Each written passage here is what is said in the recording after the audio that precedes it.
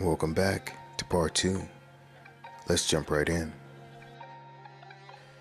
We ended part 1 with Michelle Obama confirming that she and Barack Obama had scheduled a dinner with Rob Reiner and his wife at the Reiner's home on the same night the couple was found murdered. We've known them for many, many years, and we were supposed to be seeing them that night, last night. Details of the scheduled meeting are as follows. Location. The meeting was planned to take place at the Reiner's residence on South Chadbourne Avenue in the Brentwood neighborhood of Los Angeles. The gathering was intended to include both the Obamas, the Reiners, and several other unnamed guests. Allegedly, the murders occurred in the early morning hours, connecting them to the rising sun, the logo for Obama. The bodies were found around 3:40 p.m. and the dinner was scheduled later that evening. Strong's Concordance lists 340 as ayab, which means to be an enemy, to be an adversary, to persecute one, as an enemy, to hate. Clearly, this is a reference to the devil, the adversary, an enemy of God and God's people. Now, what's most curious is the security anomaly. Obama is a former president, and as such, he has a Secret Service security protection detail with standard security protocols in place to protect him. Before a former president visits a celebrity's home, the Secret Service conducts extensive advance work, including establishing security perimeters to ensure a threat-free environment for the protectee. For a planned visit to a private residence, like a celebrity's home, the process begins several days, weeks, or even months in advance. Secret Service advance teams typically begin their on-site work between 3 days to a week before the former president's arrival. In fact, on the day of an event, agents and technical security personnel often arrive on site early in the morning to begin the physical build-out of the protective site.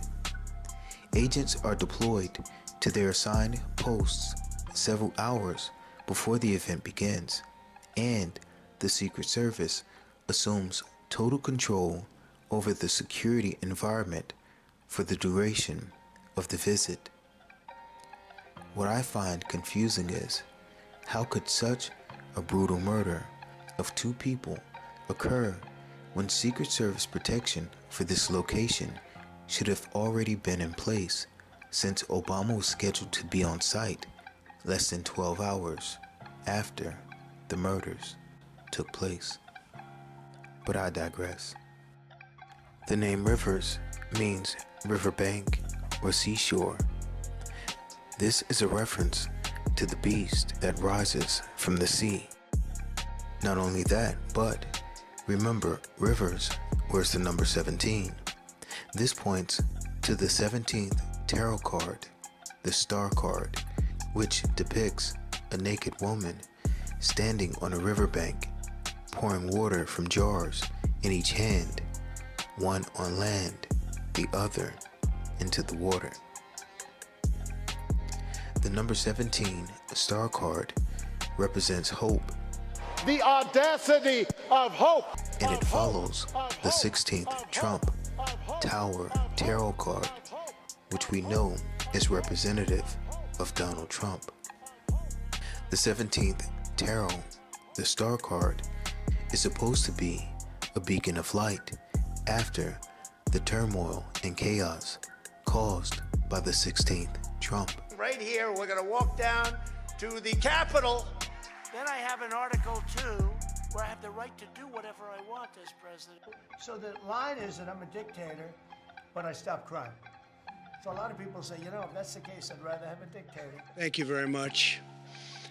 A short time ago, the U.S. military carried out massive precision strikes on the 3 key nuclear facilities in the Iranian regime. We have never been closer to World War III than we are today. We just, over the last few minutes, literally shot out a boat, a drug-carrying boat, a lot of drugs in that boat, and you'll be seeing that and you'll be reading about that. Therefore, number 44, Philip Rivers returned in the reference to hope.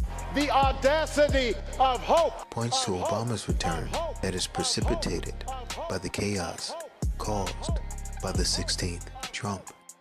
The connection to the name Rivers and horses with the 17th star tarot card also points us to the coming Antichrist as found in Daniel 12, 5-7, which declares, "Then I, Daniel, looked, and behold, there stood other two, the one on this side of the bank of the river, and the other on that side of the bank of the river. And one said to the man clothed in linen, which was upon the waters of the river, How long shall it be to the end of these wonders?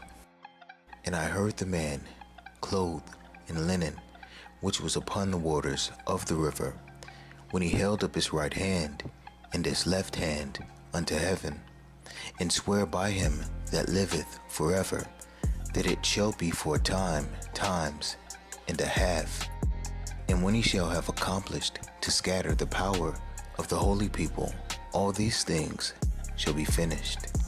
Now, I want you to pay attention to the significance of the images on the star card in the number 17, which is the number worn by Philip Rivers.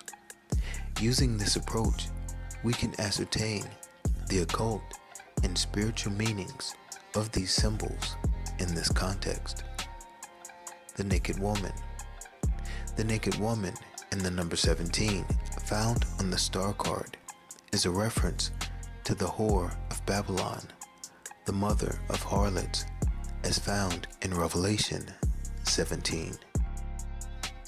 Moreover, the number 17 also points to the beast with 7 heads and 10 horns, which is also found in Revelation 13:1, which declares, "And I stood upon the sand of the sea, and saw a beast rise up out of the sea, having 7 heads and 10 horns, and upon his horns 10 crowns, and upon his heads the name of blasphemy."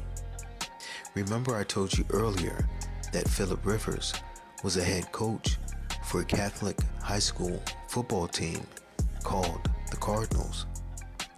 We discussed how the cardinal is the color red, and how this reference points to the priest in the Catholic Church called cardinals, who also wear the color red. More importantly, the Catholic Church is connected to Mystery Babylon, the mother of harlots, who dresses in scarlet and purple.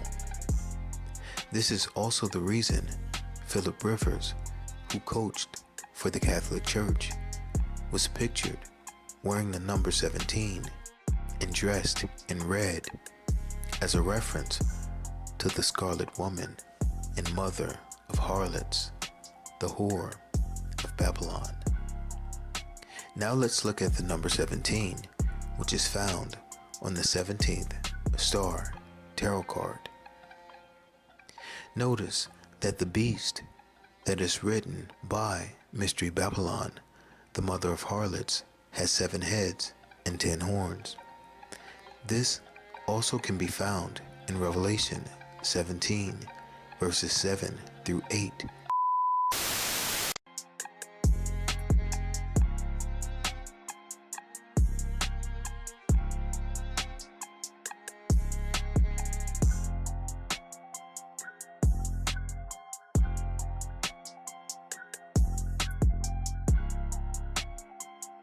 You come against me with sword and spear and javelin, but I come against you in the name of the Lord Almighty, the God of the armies of Israel.